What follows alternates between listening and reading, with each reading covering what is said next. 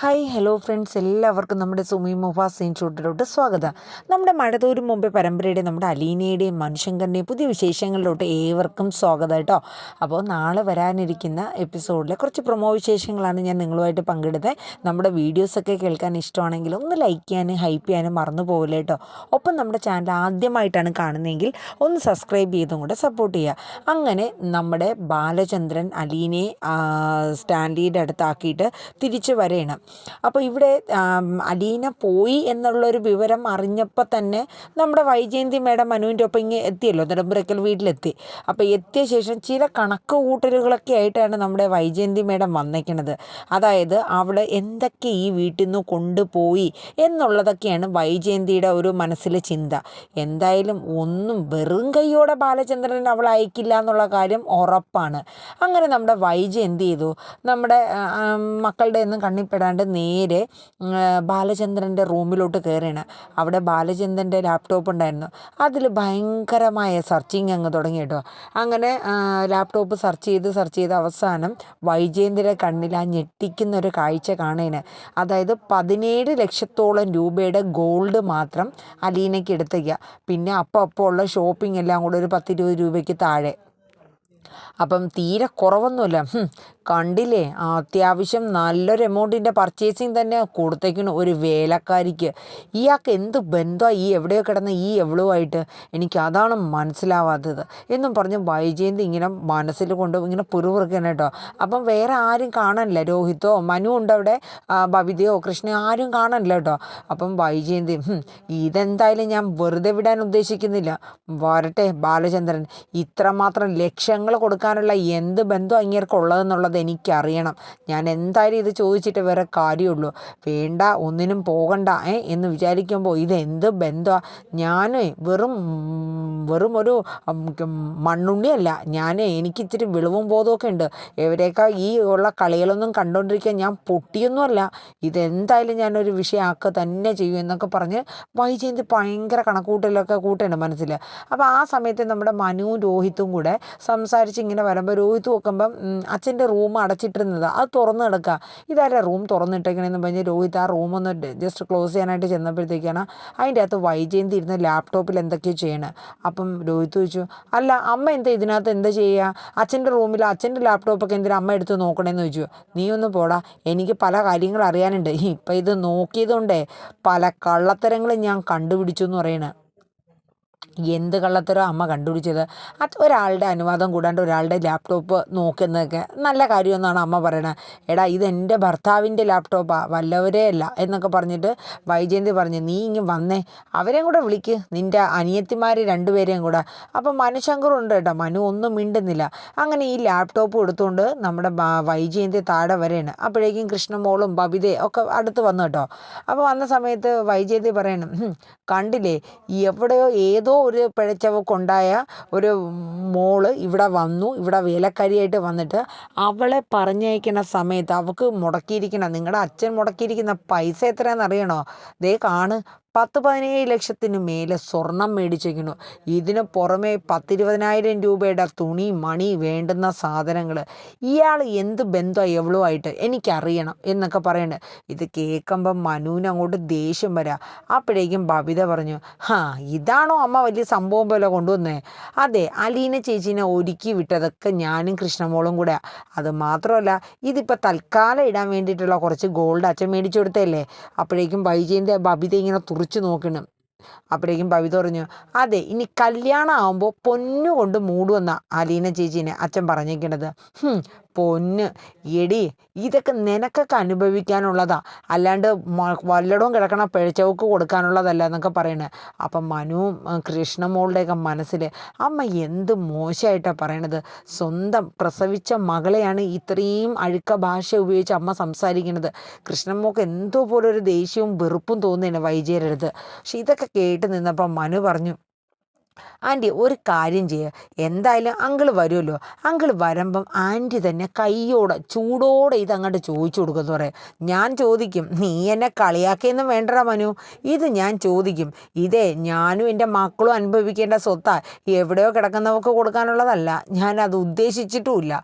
പിന്നെ നിനക്കിച്ചിരി നോവും പിന്നെ എന്നൊക്കെ പറഞ്ഞ് വൈജയന്തി മനുവിനെ ഒന്ന് പറയണം. അപ്പം മനു പറഞ്ഞു, അയ്യോ എനിക്കൊരു കുഴപ്പമില്ല, ആൻറ്റി ചോദിക്കുമ്പോൾ ഇങ്ങോട്ട് കിട്ടണതും കൂടെ നല്ല കറക്റ്റായിട്ട് ഇങ്ങ് മേടിച്ചോണം കേട്ടോ. എന്തായാലും അങ്ങോട്ട് ചൊറിയാൻ ചെല്ലുമ്പോൾ നല്ല രീതിക്ക് തന്നെ ഇങ്ങോട്ട് തിരിച്ചടി കിട്ടുമെന്നുള്ള കാര്യം ഉറപ്പാണ്. അതുകൊണ്ട് ആൻറ്റി വരുമ്പം തന്നെ ചൂടനെ ചോദിച്ചിട്ടേന്ന് പറഞ്ഞു. അപ്പോൾ പറയും, ആയിക്കോട്ടെ. അപ്പോൾ കൃഷ്ണമോള് പറഞ്ഞു, അമ്മ ഇതിന് മാത്രം കിടന്ന് ആദ്യ പിടിക്കാൻ, അമ്മയുടെ പണമൊന്നും അല്ലല്ലോ. രോഹിത് പറഞ്ഞു, അതെ അമ്മ എന്തിനാ ഇത്രയും ആദ്യ പിടിക്കണം, അമ്മയുടെ പണം മൊത്തം അമ്മ ഫിക്സഡ് ഡിപ്പോസിറ്റ് ഇട്ടേക്കല്ലേ, ഇത് അച്ഛൻ്റെ പണമല്ലേ. എടാ ആരുടെ പണമാണെങ്കിലും ഇതൊക്കെ നിങ്ങളും കൂടെ അനുഭവിക്കാനുള്ളതാ, അതാ ഞാൻ പറഞ്ഞത്. അതെ ഞങ്ങൾക്ക് ഇതിൽ കുറച്ചങ്ങ് അനുഭവിച്ചാൽ മതി, ഞങ്ങൾക്കില്ലാത്തത് തന്നെ അമ്മയ്ക്ക് എന്തിനാ. അപ്പോഴേക്കും വൈജയ്ക്ക് അങ്ങോട്ട് ദേഷ്യം വരെയാണ് കേട്ടോ. അതെ അങ്ങനെ ഞാനിത് വിടാൻ ഉദ്ദേശിച്ചിട്ടില്ല, നിൻ്റെ അച്ഛൻ ഇങ്ങോട്ട് വരട്ടെ, ഞാൻ ചോദിച്ചിട്ടേ വരെ കാര്യമുള്ളൂ എന്ന് പറഞ്ഞു. അപ്പോഴേക്കും ബബിതയ്ക്കും രോഹിത്തിനും കൃഷ്ണമ്മക്കും ഒരു കാര്യം ഉറപ്പായി, എന്തായാലും അമ്മ നന്നാവാൻ പോണില്ല. അമ്മ അച്ഛൻ്റെ നിന്ന് ചൊറിയാൻ ചെല്ലുകയും ചെയ്യും, അച്ഛൻ്റെ കയ്യിൽ നിന്ന് ഡബിളായിട്ട് തിരിച്ച് മേടിക്കുകയും ചെയ്യും എന്ന കാര്യം അവർക്ക് ഉറപ്പായി കേട്ടോ. അപ്പോഴേക്കും മനു പറഞ്ഞു, ആൻറ്റി എന്താണെന്ന് വെച്ചാൽ ആൻറ്റി ചെയ്തോളാൻ പറഞ്ഞിട്ട് മനു അങ്ങോട്ട് പോകണം. അതിൻ്റെ പുറകെ തന്നെ ഇവർ മൂന്നുപേരും അങ്ങ് പോവേട്ടോ. അപ്പോഴേക്കും വൈജ പല കാര്യങ്ങളും മനസ്സിൽ ചിന്തിക്കുകയാണ്, എനിക്ക് മനസ്സിലാവേണ്ട ഇത്രയും ലക്ഷങ്ങൾ മാത്രം മുടക്കാനായിട്ട് ഇവൾ എന്ത് കൂടോത്രമാണ് ഈ മനുഷ്യനെ ചെയ്തേക്കണം ഈ കുടുംബത്തിനോട്. കണ്ടില്ലേ എൻ്റെ 3 മക്കളും അവളെന്ന് പറഞ്ഞാൽ മരിക്കാനായിട്ട് നിൽക്കുക, എന്ത് ബന്ധമാണ് ഇത്, എനിക്ക് മനസ്സിലാവണില്ല എന്നൊക്കെ ഇങ്ങനെ വൈജയന്തി ഇങ്ങനെ ചിന്തിക്കാൻ കേട്ടോ. അപ്പോഴും വൈജയന്തിയുടെ കണക്കുകൂട്ടൽ എന്തായാലും ഇത് ഞാൻ വെറുതെ വിടൂല എന്നുള്ള രീതിയിലാണ്. പിന്നെ കാണിക്കുന്നത് നമ്മുടെ സ്റ്റാൻലി നമ്മുടെ അലീനയൊക്കെയാണ് കാണിക്കുന്നത് കേട്ടോ. അപ്പോൾ സ്റ്റാൻലി ചെറിയ രീതിക്ക് എപ്പോഴും മദ്യപിച്ചുകൊണ്ടിരിക്കുന്ന ആളാണല്ലോ, വീട്ടിൽ തന്നെ അതിന് വേണ്ടുന്ന ഒരു പ്രത്യേക ഒരു സെക്ഷൻ തന്നെ നമ്മുടെ സ്റ്റാൻലിക്ക് ഉണ്ട്. അപ്പോൾ അലീന പതുക്കെ റൂമിൽ നിന്നൊക്കെ എഴുന്നേറ്റ് പതിയെ വെളിയിലോട്ടൊക്കെ ഒന്ന് ഇറങ്ങി നടക്കുകയാണ്. അപ്പോൾ ഓരോ റൂമും കണ്ടാലും തീരില്ല, ഒരു ദിവസം ചുറ്റി നടന്നാലും ആ വീട് കണ്ടു തീരില്ല, അതിനു മാത്രമുണ്ട്. അമ്മാതിരിയുള്ളൊരു ബംഗ്ലാവാണ് സ്റ്റാൻലിയുടെ. ഇതൊക്കെ എങ്ങനെ മെയിൻറ്റെയിൻ ചെയ്ത് പോകും എന്നൊക്കെയുള്ള പല ചിന്തകളാണ്. അങ്ങനെ അലീന ഓരോ കാര്യങ്ങളിങ്ങനെ നോക്കണം. സത്യം പറഞ്ഞാൽ അലീനയ്ക്ക് ഇപ്പോൾ ഒരു ആശ്വാസം എന്ന് പറയുന്ന അവിടെയുള്ള നമ്മുടെ സ്റ്റാൻലിയുടെ കുറേ ഡോഗ്സാണ് കേട്ടോ. ആ ഡോഗുകളെ കാണുമ്പോഴത്തേക്ക് അതിൻ്റെ ആ ഒരു ഇടപഴകലും അത് വന്ന് നിൽക്കുമ്പോൾ ഉള്ള തലോടലും അതൊക്കെയാണ് സത്യം പറഞ്ഞാൽ അലീനയ്ക്ക് ഒരു ആശ്വാസം എന്ന് പറയുന്നത്. എന്തായാലും അലീനയുടെ മനസ്സിന് വല്ലാത്തൊരു വീർപ്പ് മുട്ടൽ തന്നെയായിരുന്നു. കാരണം അച്ഛനും അതുപോലെ നമ്മുടെ രോഹിത്തും ബബിതയും കൃഷ്ണമോളും ആ വീട്ടിലെ പണികളും സത്യം പറഞ്ഞാൽ ഒരു വല്ലാത്ത ഒരു ഇത് തന്നെയാണ്, ആശ്വാസമായിരുന്നു അലീനയ്ക്ക്. അവിടെ നിന്ന് പെട്ടെന്ന് ഒരു ചെടി പറിച്ച് നടന്ന പോലെയുള്ള ഒരു ബുദ്ധിമുട്ടായിപ്പോയി. പെട്ടെന്ന് പുതിയൊരു ലോകം, പുതിയ ആൾക്കാർ, ഒരു പരിചയമില്ലാത്ത ആൾക്കാരും ഒക്കെ ഒന്ന് മിണ്ടാൻ പോലും ആരുമില്ല. അങ്ങനെ അലീന ഓരോ റൂമിൻ്റെ ഫ്രണ്ടിൽ കൂടെ ഇങ്ങനെ നടന്ന് പോകുമ്പോഴാണ് പപ്പ അവിടെ ഇരിക്കുന്നത്, അതായത് സ്റ്റാൻലി അവിടെ ഇരിക്കുകയാണ്. അപ്പോൾ സ്റ്റാൻലി ഇരിക്കുന്നതിൻ്റെയോടൊപ്പം എന്തോ കുടിക്കുന്നുണ്ട്. അപ്പം അത് ഡ്രിങ്ക്സ് ആണെന്നുള്ളത് അലീനയ്ക്ക് മനസ്സിലായിട്ടോ. അപ്പം സ്റ്റാൻലി ഇരിക്കുന്നതിൻ്റെ ആ സൈഡിൽ തന്നെ ഒരു ഷെൽഫിൽ പല തരത്തിലുള്ള പല ബ്രാൻഡിലുള്ള പല കുപ്പികളും ഡ്രിങ്ക്സ് അവിടെ വെച്ചേക്കാം കേട്ടോ. അപ്പോൾ അലീനയ്ക്ക് ഒരു വല്ലാത്തൊരു ബുദ്ധിമുട്ടാവുകയാണ്. അപ്പോൾ ഇത്രയും കുടിക്കുമോ, ഇതെന്താണ് ഇതിന് മാത്രം മദ്യമൊക്കെ ഈ വീട്ടിൽ ഇങ്ങനെ കരുതുമോ എന്നുള്ള രീതിയിൽ അലീന ഇങ്ങനെ നോക്കി അന്താളിച്ച് നിൽക്കാൻ കേട്ടോ.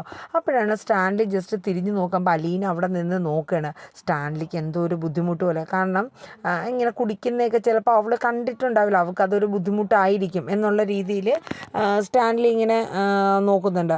അപ്പോഴേക്കും അലീന മുഖം തിരിച്ച് അങ്ങ് നടന്ന് പോകാനായിട്ട് നിൽക്കുമ്പോൾ സ്റ്റാൻലി മോളെ അലീന എന്ന് പറഞ്ഞ് നിൽക്കും. പക്ഷെ അലീന നിൽക്കുന്നില്ല കേട്ടോ. അലീന നേരെ അലീനയുടെ റൂമിലോട്ട് അങ്ങ് പോവുകയാണ്.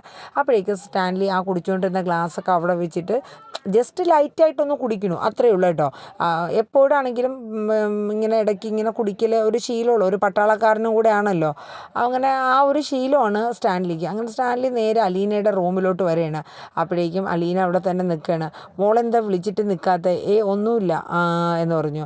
അതെ ഞാൻ മദ്യപിക്കുന്ന കണ്ടിട്ട് മോള് വിഷമിക്കൊന്നും വേണ്ട കേട്ടോ, ഇതൊരു ശീലമാണ്, ഇത് പട്ടാളത്തിലായിരുന്നില്ലേ, അപ്പോൾ അതുകൊണ്ട് അന്നും അല്ലേ ഉള്ള ശീലമാണ്. ഇടയ്ക്ക് വല്ലപ്പോഴും കുറച്ച് കുടിക്കും, പിന്നെ പിന്നെ ടെൻഷൻ കൂടി കഴിയുമ്പോൾ എനിക്ക് ബുദ്ധിമുട്ടാണ്, ഞാൻ അപ്പോൾ നന്നായിട്ട് കുടിക്കും എന്നൊക്കെ പറഞ്ഞു. അപ്പോൾ അലീന ഒന്നും മിണ്ടിയില്ല കേട്ടോ. എന്നിട്ട് സ്റ്റാൻലി പറയുന്നുണ്ട്, അതെ അലീനയ്ക്ക് ഈ റൂമും കാര്യങ്ങളൊക്കെ ഇഷ്ടപ്പെട്ടു എന്ന് ചോദിച്ചു. അപ്പോൾ അലീന ഒരു നിമിഷം കുനിഞ്ഞിങ്ങനെ നിൽക്കുന്നു. എന്നിട്ട് പറഞ്ഞു, എനിക്ക് ഇഷ്ടപ്പെട്ടില്ല എന്ന് പറഞ്ഞു. ഇഷ്ടപ്പെട്ടില്ലോ? അതെന്താ, ഇവിടെ എന്തെങ്കിലും കുറവുണ്ടോ മോക്കെന്ന് ചോദിക്കും.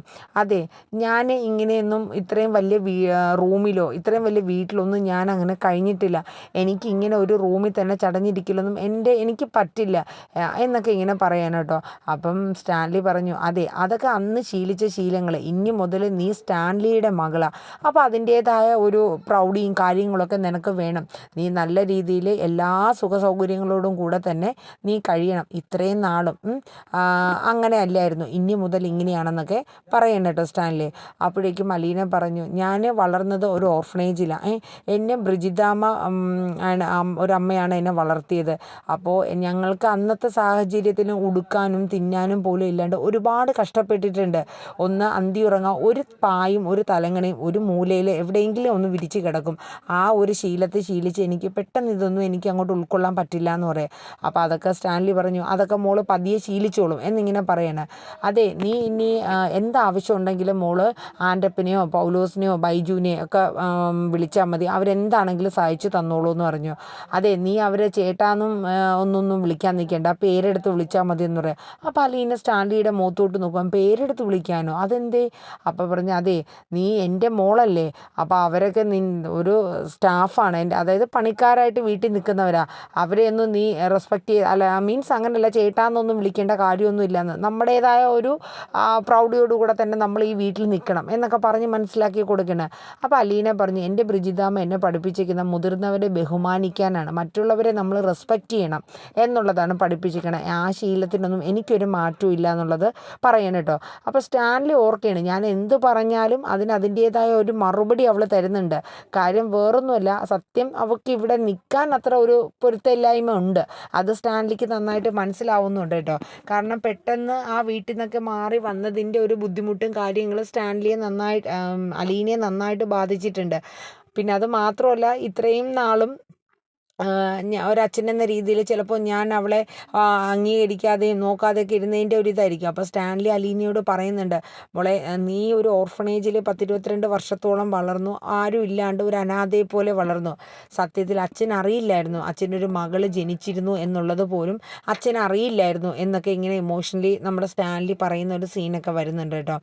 അപ്പോൾ എന്തായാലും നാളത്തെ മഴതോരും മുംബൈയിൽ ഏകദേശം ഇതൊക്കെ തന്നെയാണ് വരുന്നത്.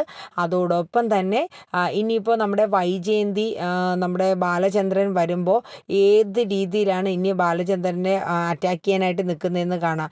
എന്തായാലും അതിൻ്റെ ഡബിൾ ഇരട്ടി തന്നെ വൈജയന്തിനെ ചുരുട്ടി മടക്കി ഒട്ടിക്കും കേട്ടോ ബാലചന്ദ്രൻ. അപ്പോൾ നമ്മുടെ ബാലചന്ദ്രൻ അലീനെ വിട്ടിട്ട് നേരെ പാലായിലെത്തിയിട്ട് ഒരു റൂം എടുക്കുകയാണ്. കാരണം വേറൊന്നുമല്ല, ഇപ്പം തന്നെ വീട്ടിൽ ചെന്നാൽ അവിടെ വൈജയന്തി വന്നിട്ടുണ്ടെന്ന് മനു വിളിച്ചപ്പോൾ പറഞ്ഞായിരുന്നു. അവളെ നേരിടാനേ ഒരു സാധാ ധൈര്യമൊന്നും പോരാ, ഒരു ഇച്ചിരി ധൈര്യം തന്നെ വേണം. കാരണം ഇങ്ങോട്ട് ചൊറിയാൻ വന്നു കഴിഞ്ഞാൽ നല്ല രീതിയിൽ തന്നെ അവളെ ഞാൻ ചൊറിഞ്ഞൊട്ടിക്കും എന്നുള്ള കാര്യം ബാലചന്ദ്രൻ മനസ്സിൽ കരുതിയിരിക്കുകയാണ്. ഇത്രയും നാൾ ഞാൻ ക്ഷമിച്ചു, ഇനി ആ ക്ഷമിക്കേണ്ട ആവശ്യമൊന്നും എനിക്കില്ല എന്നുള്ളതൊക്കെ ഇങ്ങനെ പറയാൻ കേട്ടോ. അങ്ങനെ ആ ഒരു ചിന്തകളൊക്കെ ചിന്തിച്ചുകൊണ്ട് ഒരു റൂം എടുത്തിട്ട് ബാലചന്ദ്രൻ ആ റൂമിൽ ആ ദിവസം സ്റ്റേ ചെയ്യണം. അപ്പോൾ രോഹിത്തിനോട് പറഞ്ഞിട്ടുണ്ട് ഞാൻ വരില്ല എന്നുള്ള കാര്യമൊക്കെ. അപ്പോൾ ഏകദേശം നാളത്തെ മഴതോരും മുംബൈയിൽ ഇതൊക്കെയാണ് വരാനിരിക്കുന്നത്. അപ്പോൾ എന്തായാലും നമുക്ക് കാത്തിരിക്കാം നമ്മുടെ മഴതോരും മുംബൈയിൽ ഇനി വരാനിരിക്കുന്ന ആ ഒരു ട്വിസ്റ്റ് സീനും കാര്യങ്ങളൊക്കെ എത്രത്തോളം ഉണ്ട് എന്നുള്ളതൊക്കെ. അപ്പോൾ എല്ലാവരും നമ്മുടെ വീഡിയോസൊക്കെ ഒന്ന് കേൾക്കുക, ലൈക്ക് ചെയ്യുക, ഹൈപ്പ് ചെയ്യുക. നിങ്ങളുടെ എല്ലാവരുടെ അഭിപ്രായങ്ങളും ഒന്ന് ഇതിലോട്ട് കമൻ്റായിട്ട് രേഖപ്പെടുത്തുക കേട്ടോ. ഒപ്പം തന്നെ 6 മണിക്ക് നമ്മുടെ സാന്ത്വനം 2 കുറച്ച് സ്ലോലി ആയിരുന്നു, പക്ഷേ ഇപ്പോൾ ഇന്നലെ മുതലൊക്കെ കുറച്ച് സ്പീഡപ്പായിട്ട് തന്നെ വരുന്നുണ്ട്. അപ്പോൾ എല്ലാവരും നമ്മുടെ സാന്ത്വനം 2 കൂടെ കണ്ടെന്ന് സപ്പോർട്ട് ചെയ്യണം. കറക്റ്റ് 6 മണിക്ക് വൈകിട്ട് ഞാൻ അപ്ലോഡ് ചെയ്തിട്ടുണ്ട് നാളത്തെ കഥ. അപ്പോൾ 2 ചാനലും നമ്മുടെ സുമി മുഫാസ് മനസ്സിൽ എന്ന ചാനലും അതുപോലെ സുമി മുഫാസ് സീൻ ഷോട്ടും 2 ചാനലും നിങ്ങളുടെ ഫുൾ സപ്പോർട്ടോടു കൂടി തന്നെ മുന്നോട്ട് പോകുമെന്ന് പ്രതീക്ഷിച്ച് കൊണ്ട് നിർത്തുന്നു. Thank you, bye bye, good night.